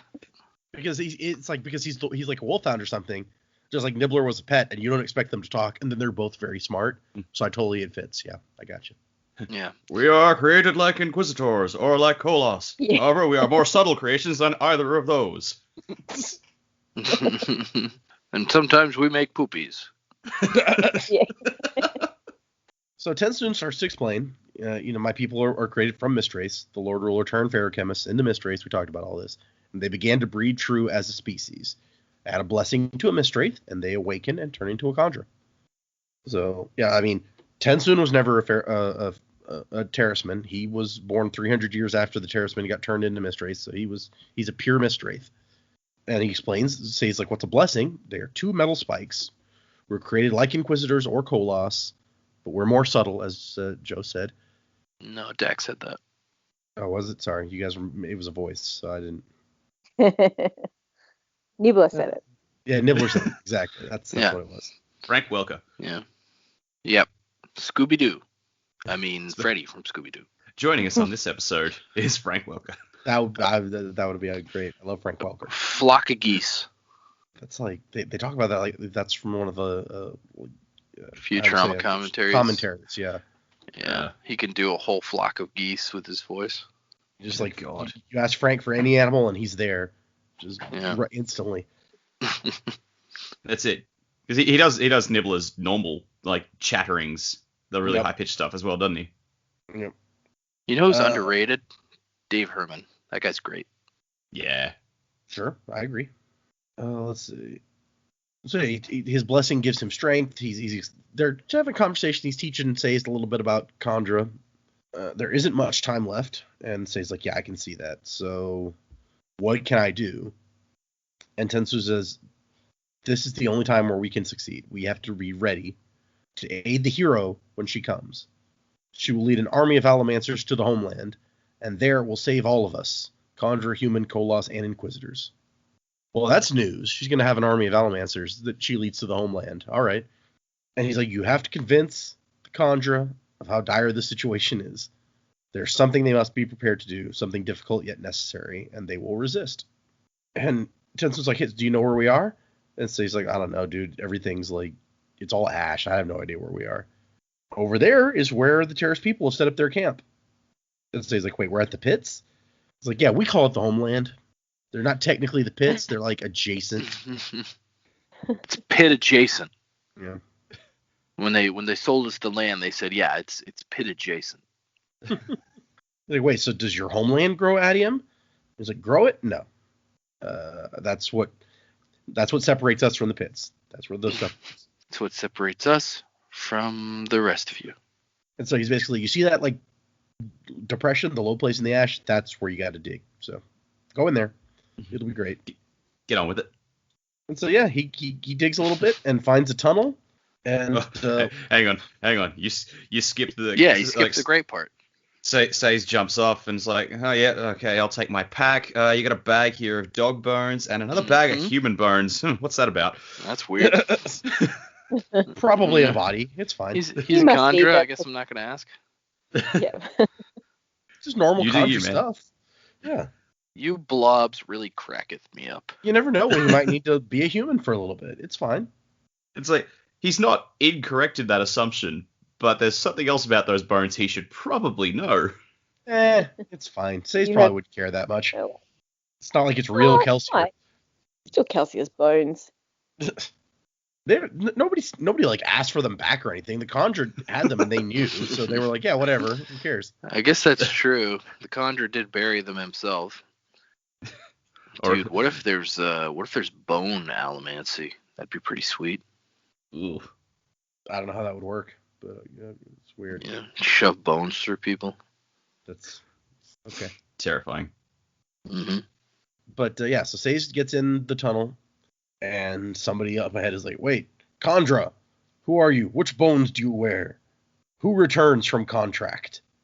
And he's like, part of him is frightened, part of him is curious, because he knows a very important fact. Khandra aren't allowed to kill humans, so what are they going to do? Yeah, what are you going to do? Put me in a box? It's like, Vin was sure Yomen wasn't going to kill her, but as Yomen pointed out, that didn't mean she was safe. Yep. It's Aladdin and the Return of Jafar all over again, where it's like, you'd be surprised what you can live through. What are you going to do? Hit me with that fish. You spray everyone who comes into your apartment with flame retardant chemicals. No wonder you're single. No wonder you're single. Yep. Oh man, Alan Rickman, love that guy. R.I.P. Yeah. But I like Sazed is like, you're going to be surprised, I think. I'm not a Khandra. My name is Sazed. I'm a keeper, and I got to speak with first generation. And there's like, what? He's like, you don't have to let me pass. I mean, I guess if you don't take me into the homeland, I'll just have to leave and tell everyone out there where it is. And so they're like, okay, come with us. And that's the end of the chapters. Good end. Sazed gets so, like, I don't know what the right word is. If it's sarcastic or like snarky. He But lawyers it's great. It's reminiscent of old Sazed from like book 1 where he's like Sassy. yeah, Yeah. where he's sassy with Vin, exactly. Good times. Oh, so there's an interesting one more thing that I wanted to touch on from the annotations, because it says Kandra have spikes. You should be worrying here about the fact that Kandra have spikes. After all, just one chapter ago, Ruin took control of a pile of Koloss. I like it, he calls them a pile, and turned them against their allies. He's already done that with the Inquisitors, so only the Kandra are left. Ruin has generally ignored the Kandra. He doesn't see them as all that useful. They can't kill people, and they're too thoughtful and quiet to be destructive in the way he wants. He considers them much inferior to the Koloss and the Inquisitors, but that does not mean he is not aware of them. You are right to be worried. The thought had crossed my mind. So, yeah. They did also make a point, Tensoon was saying, that, you know, they've got more independence of mind than the other two, so I assume that was also part of it as well. Like, it'd be harder for Ruin to control them because less spikes, more, and, you know, freer minds, that sort of thing. Yeah, makes sense. They're not impossible, but more difficult. Okay, let us get into predicaments. Let's just do the same order. We can go Joe and Jamie and Dak. Okay, so let's start to unpack here. Let's see. So we get Sazed, and finally sparking some hope here, and he's gonna go meet with the Kandra. I don't know what's gonna happen. Let's factor the Ruin stuff into it that Data just gave us. So when I'm thinking about it in that way, Ruin, maybe he's long playing the Kandra, like he's been long playing others, and when Sazed gets there, the younger Kandra are gonna uprise and like try to take over the Kandra homeland and possibly do away with the first generation, because we know there's kind of been some trouble brewing with some of the younger generations that especially the ones that looked up to Tensoon. Also, we don't really know when Tensoon escaped. We don't really know what happened as far as Kandra. Like, were they on lockdown? Did they stop taking contracts? But I mean, we don't know. So what could that look like? Or if Ruin's just like imposing himself immediately into the situation, then once things start to develop with Sazed, it's possible that he's going to like influence the first generation to think a certain way or say certain things or do certain things. And maybe he already had been influencing them. I don't know. But I just don't see that going super swimmingly for Sazed. But who knows? Maybe it will work out. I just see a lot of issues there, especially now that we're getting the information. It's like, yeah, you should be worried that the Kandra, they're hemalurgical beings. Because that is worrisome. So we got that. There's a couple key things, I feel like, with the homeland in general. Okay, so the pits of Hathson right next door. Could the Kandra have lots of adium? He said they don't grow it, but they could have it. And maybe like they slipped over there and grabbed some when nobody was looking. Sure. Or the Lord Ruler was a smart guy. He was a stockpiler. Maybe that was part of the contract he had with him. Like, hey, grab this adium and stockpile it. Maybe the adium wasn't getting to where it was supposed to go. Maybe they were taking it. So that's a thought, especially he asked, because I feel like even though Tensoon is forthright, sometimes I also feel like he only answers questions specifically the way they're asked. So he's like, oh, do you guys grow adium? And he's like, no, I don't grow it here. But we're right next door. So maybe there is adium here, because obviously we now know that Ruin knows there's a stockpile of adium somewhere, or at least he thinks there is, and he wants it bad. Yep, he really wants that stuff. Yeah, which leads me into my next theory. I'm kind of puzzle piecing this together here with the pieces that I have.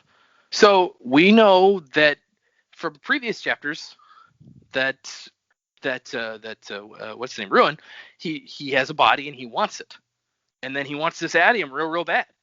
So, and then another thing that made me think of this is that the Kandra themselves make bodies for themselves out of like crystal and stone. Is the adium Ruin's body? If he wants it real bad and he wants the adium real bad, is the metal itself somehow his body? Okay. I mean, yeah, we did talk about the possibility that it doesn't necessarily have to be like a human body that is the body he's looking for. Right. And he does want these two things. He wants his body, he wants the adium. So I guess that makes sense. Yeah. You So did say, like, you don't know what it is. right. So, You don't Oh, know yeah. what it is. That was weird. That was a really weird way to say that, or Yeah. a weird thing to say. So yeah, okay. And we also know that preservation has some kind of metal that allows people to have elements, like elementic powers, or at least he created some kind of metal that does that. And also it's like the adium is not like any other metal we read about in the book. It doesn't just exist in his mind. It grew back. Yeah. That's Weird. really weird. Like how does a metal grow back into geodes? Like that's Yeah. very strange. It's almost like a pearl. Yeah. So yeah, and they describe those as pearls. I feel like they describe the beads that give the alchematic powers pearls as pearls. So it's just kind of and just based on him wanting both of those things so badly, it just kind of fits together for me. It's like, what? I mean, we know he wants his body. We know based on his reaction, he really wants that adium. And obviously, he doesn't need to see I guess he does need to see what his opponent's next move is, but it's not like consuming the like little bits of adium is really what he wants. If that's what he wanted, he would just take Yomen's adium, the few pearls that he had. But that's not what he wants. He wants the whole thing. So there's got to be something to the whole piece. Which again, I don't know how that works. Like if the pearl is the part that gives people powers, what is the stockpile? Why does he need a certain amount of it? That's the part that's confusing to me. Why does he need a certain amount of it in order to whatever he's going to do? I guess manifest himself. Because right now he can't.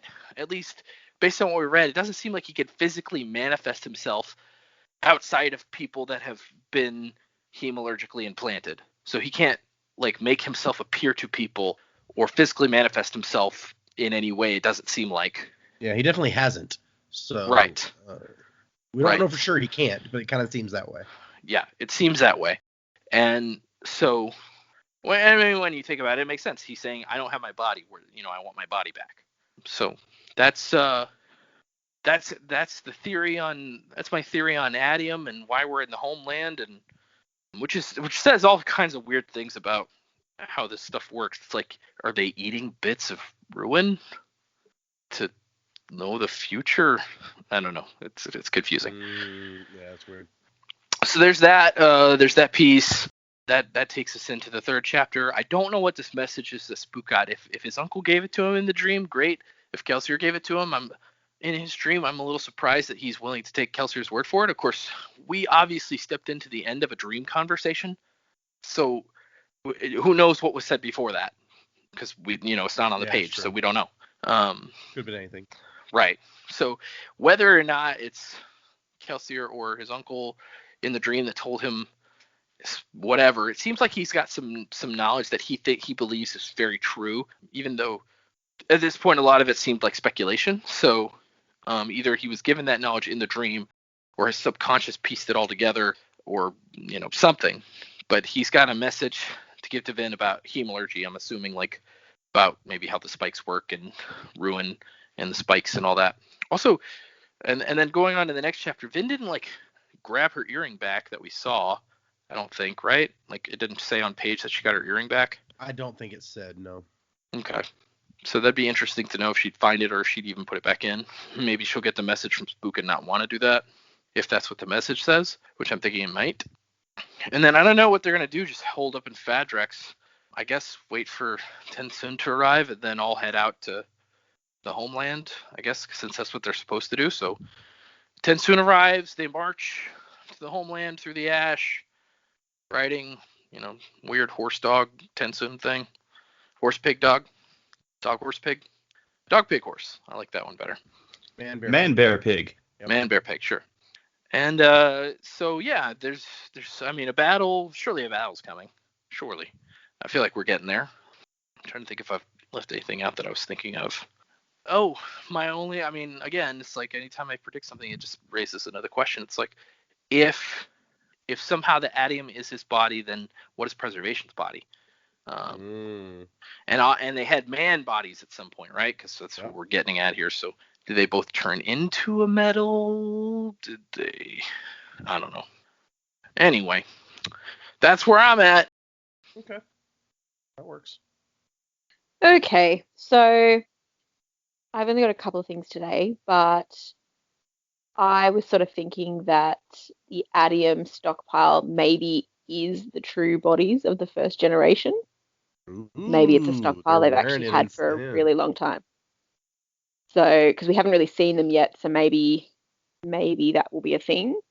Also, if Ruin can't see all of that metal, maybe that's part of why the homeland is so safe as well. Yeah, so it'd be interesting to see what Sazed finds when he actually manages to talk to the first generation. I think Vin is now out of trouble. I was very worried for her for a few episodes there, so I think I was wrong with that. I think Vin back with the crew makes a lot of sense. I think that Gorodel will probably make it to Fadrex to pass on the message. I think it's going to look pretty neat. Everything's going to fall into place. But then I think they're not going to make it, especially now that Sazed is underground and the Kandra can survive. If there's sort of ultimate destruction up top, they seem to be pretty safe down there and happy to ignore what's going on. So I think, Sazed is going to be one of our survivors, but for the rest of the crew, I don't feel very optimistic for the outcome of the book. So still a bit of a downer on that one, I guess. Okay. That's sad. Yeah. Yeah. It does seem less likely Vin is going to be executed now. She's kind of made friends with Yomen, I guess. So that's good. But yeah, I know that's still sad. The world is still ending. So I just don't think they've got enough time to pull everything off to save everything. I think there will be probably some little wins along the way. They will get all the answers maybe not all the answers, but a lot of the answers that they've been looking for. Will be able to put a lot of the pieces of the puzzle together. But I think ultimately we're not going to succeed in saving the world. We still have no idea how to even go about saving the world. So yeah, it's. Yeah. And we have 21% of the book left, so we're at 79%. So yeah, I guess that's still a fifth of it. That's not nothing, but. No, we do tend to get a lot of information and a lot of stuff happen in very rapid succession based on the last two books, fairly close to the end. So, I mean, it could still swing. I think that there's still a lot of information for us to learn. And, I mean, these chapters in themselves, we learned a lot of new information that we just hadn't either pieced together or hadn't been given before. So that could still change things, I guess. Mm-hmm. But it does feel like a lot of the storylines are going to start to wrap up now, and we're not only wrapping up a book, we're wrapping up a trilogy. So Yep. That's all. We're definitely at Sanderlanche territory, I reckon. Yep, that sounds about right. This should be interesting. We should not have a boring episode between now and the end. We got 3 episodes left after this one, so. Ooh. Not that we've had a lot of boring sections so far. I don't feel like, not this book anyway. No, the pace definitely picked up since the second book. Yeah. I am definitely enjoying the read more. Not that the second book was bad. There was too much politics, I think, for me, and I think for most of us. But yeah, this book has sort of kept you on your toes a little bit more, which I like. I agree. So I mentioned earlier I had sort of a theory about Gorodel, which I may as well just bring up to start with. So I think he's spiked, or he's going to be spiked. Oh no. And so I think, his presence is going to cause problems. He's going to go find Vin, and things are going to go downhill. I think the message that Spook is trying to give is about the earring, but I don't know. Who knows what the voices in his head told him. Yeah. But so I think Gorodel will run into Vin at the pits, because I think that's where she's going to go next. So bear with me, I've got a bit of a lengthy one here. Oh. So I think that Tensoon's prophecy is that she will lead the Allomancers to the homeland. I think that's going to happen. I think that the last little dot on the map that Brandon said Vin couldn't read, that's going to come up with Yomen and his maps that Vin have been looking at. They're going to look at that dot and just realize, that's the pits of Hath's in. Why is that place so important? So I think Vin's going to head back there, and Tensoon's prophecy comes true. I believe that is where Ruin's body is. Okay. I think that's where it's being hid, in among all the metals, so that Ruin couldn't find it. I don't know if the body is at him, like Joe has said. The thought has crossed my mind, or it might just be a human body, or whatever. I think that's where the body is, and I think the Kandra are guarding it with all the adium they've taken from contracts over the years, or alternatively stolen from the pits next door, like Joe said. So I believe, there's some little Kandra cult down there who are spending the atium or using the atium in some way to keep Ruin's body hidden from him. So, yeah, and I don't know, maybe the body's presence is something about its power or whatever, or just the ambient energy it gives off. That's what also causes the atium geodes to grow in the pits, maybe? I don't know. And, yeah, so when she does come back with an army of Allomancers to save everyone, humans, Koloss, Kandra, that will be the final battle with Ruin to prevent him from getting his body back and getting his true power or getting control or whatever. So I think that's going to be the climax of the book, I think. Okay. Yeah. So I had two theories about Ruin's body. That's the big one, and the one I think is accurate. The other little one that I thought of was that Ruin only ever seems to show up as other people. He appears to Vin as Reen, he appeared to both Quellion and Spook as Kelsier. Even after it twigs to Vin, that it is actually Ruin, he keeps appearing as Reen. And I'm wondering if that's because he can't remember what he actually looked like, what his original body was. Oh. And so, and that sort of made me think, well, it's possible that his body might not be in the pits. It's actually somewhere else in plain sight, and Ruin himself might accidentally destroy it without realizing what he's done. Oh, that's hilarious. I like that. I thought that could be cool. I think the other one with it being in the pits is probably more accurate, but I thought it would be kind of funny if it turned out, oh no, actually you just destroyed your own body, and he's like, no, and then he dies. Nice. I like that, actually. That's fun. Yeah. So that's what I got. Okay. So he's at Dax pulling out some more of the swinging for the fences ones, because we learned that those are the ones that you end up being right. Yeah. So yeah, I said ages ago I need to swing for the fences more often, and I didn't really do that. So listeners, bringing back the fences, bringing back the volcanoes. Ruin's also, body is a while volcano. So. Yeah. While I was putting all that together, I just had the weird thought. It's kind of funny that the terrorist people have settled at the pits, which is right next door to the Kandra, considering that the Kandra used to be terracemen. Right? Just it's weird coincidence. Because Sayes just walks in and just goes, you people used to be terracemen. This is your homeland, therefore it is also mine now. I live here now. Yep. Your stuff is my stuff. I want that. That's a cool chair. Gimme. Okay. Let's hit on. We have 2 emails and 2 reviews that we're going to touch on. Let's do the emails first, I guess. So we got one from Sasha. And Sasha has... I was reading ahead a bit to see where you guys might be in real time. And I guess you're right up about to the Kandra creation story. Yep, good call. Now that everyone's caught up about to be caught up as to where spiky creatures come from 101, I'd be interested to hear which hemorrhagic origin do you think is the most horrible?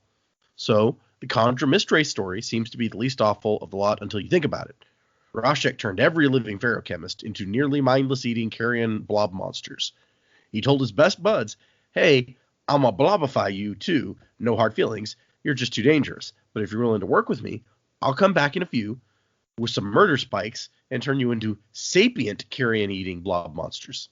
And she says, the awfulness of where the Koloss come from, we've covered that. No need to say more. The Inquisitors, they obviously at least didn't all volunteer, but every Inquisitor until Marsh was presumably a devout follower of the Lord Ruler and would have considered it an honor. They sort of wanted that, maybe. So more than the guy being turned into a Koloss anyway. So look in, ranking the unremitting horrors of hemalurgic creation. Dub-con transformation is about as quote-unquote good as you're going to get. So she wants to know where you rank these three. Which ones are from most horrible to least horrible transformation? I'm gonna go Koloss is the worst, Inquisitor next, and then Kandra is the least bad. Okay.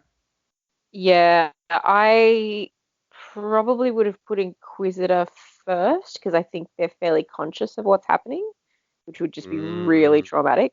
Yeah. Koloss, I mean, I feel like if they were humans and like they just know that they're dying or something like that, maybe that's, I don't know, would that be less mentally taxing or something? I'm not really sure. And then Kandra the least too, but I guess it depends on how conscious they were and how much they knew of what was actually happening. You know, if you were to become a blob monster, you were told you were becoming a blob monster, and all of a sudden you're a blob and you didn't know anymore. I feel like it's probably less traumatic, but they're all pretty horrifying in their own way. I mean, like, yeah, they're all horrifying. Like, do we need to rank like which is worse? Seems like they're all bad. Yeah, I don't want to be any of these things really. No. Yeah, I think I rank it that way because it seems like, and I'm not saying this is good from the outside perspective, it seems like the Koloss are the ones that long for what they were the most. The Inquisitors, Yeah. the stuff that Ruin does inside them changes their like desires and wants and needs. And whereas like we said, like with the Mistwraiths, the first generation are the only ones that really remember what they were before. Yeah. So the majority of Kandra that were born from them don't know, or if they know, I really don't think they would know, although Tensoon seems to know. So I guess maybe it is common knowledge.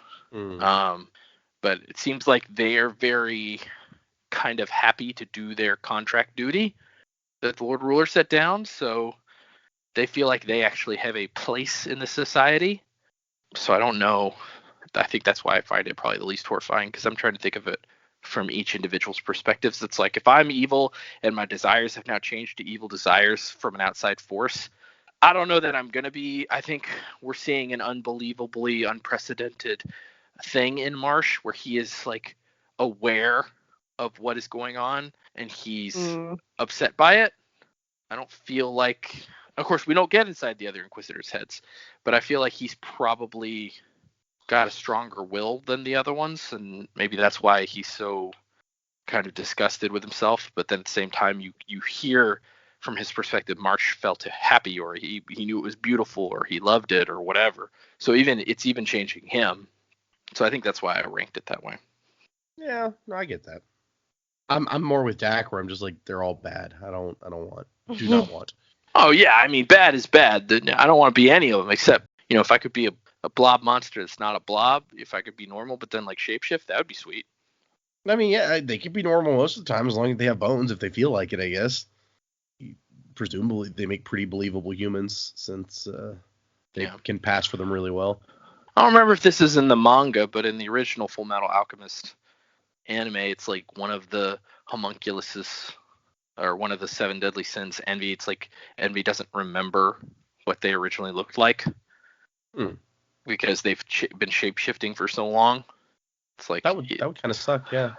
It's like I don't remember what I originally looked like. He just picked a form for walking around in because they couldn't remember what he looked like.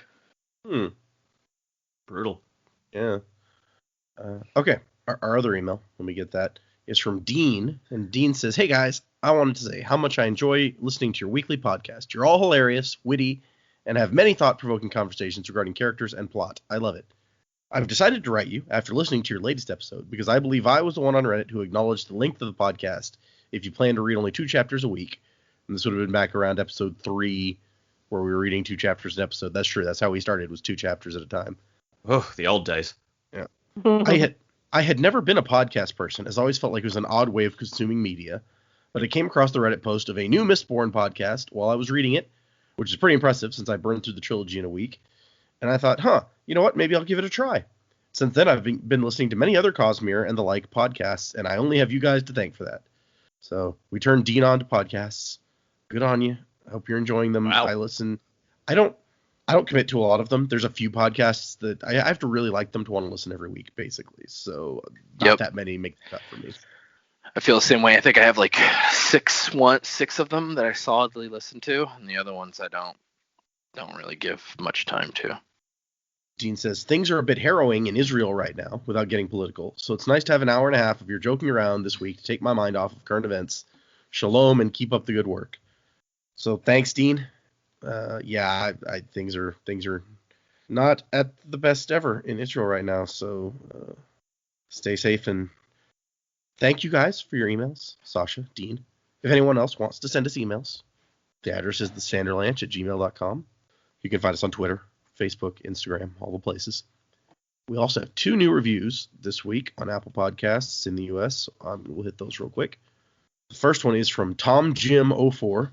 Sanderson Cosmere Weekly Virtual Book Club, 5 stars. A fantastic weekly series where a group of friends methodically go through Brandon Sanderson's Mistborn series with plans to continue through the various book series in the Cosmere in bite-sized chunks. Only one of the hosts, Data, has read the series previously, so this podcast can serve any listener, whether they are longtime fans or first-time readers who want to give the series a try.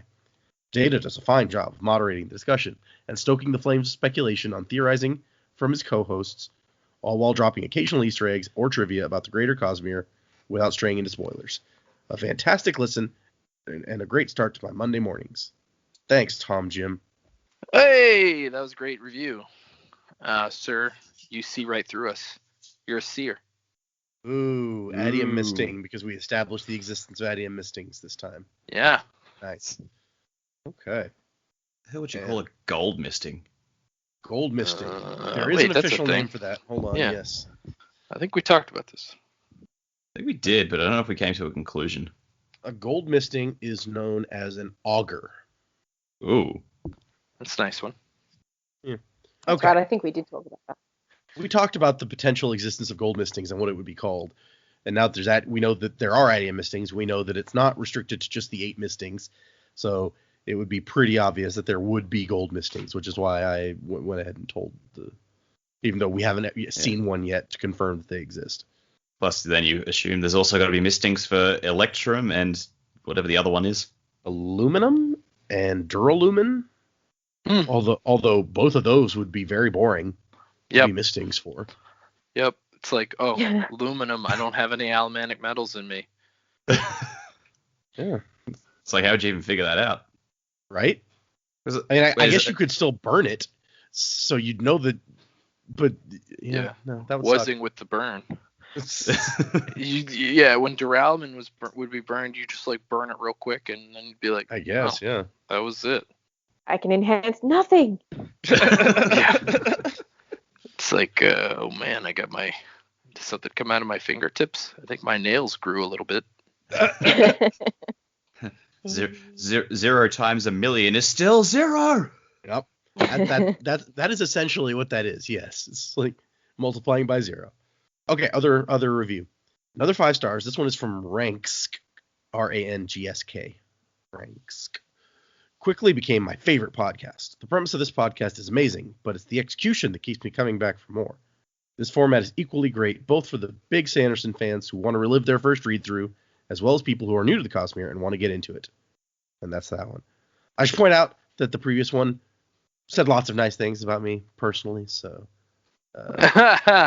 so we know he was lying. The best one. That's good. Good. No, we know. Hey man, Ranksk. Ranksk. Since we've been talking about it, buddy, you're an augur. Go for it. Ooh, nice. So I feel like that would not be a fun misting to be. I mean, it's better than like aluminum or duralumin, but it's not fun. No, I didn't say it was fun. I said that's what he is. He's in the misting crew. That's what matters.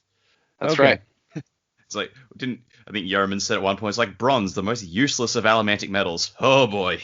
Yeah, he had no idea what he was talking about. Mm-hmm. So, okay, for next time, we are reading 6 chapters. Jesus Christ. And actually, for the next 2 episodes in a row, we will be doing 6 chapters. Which gives, so, just fun facts. 6, and then for the final episode, 4 episodes, or 4 chapters and an epilogue. So, That is how close we are to the end, people. Wow. So those 6 chapters, 67, 68, 69, 70, 71, and 72. So if you're following along, those are the 6 chapters to read, and we will be talking about those next time. Music by Miracle of Sound, and wuzzing to the time of next, everyone. As the towers of steel and stone crumble to dust, the foundations of our hope begin to rust. Choking fear, screaming sound, as a reaper comes to ground. You turn to face it down because you must.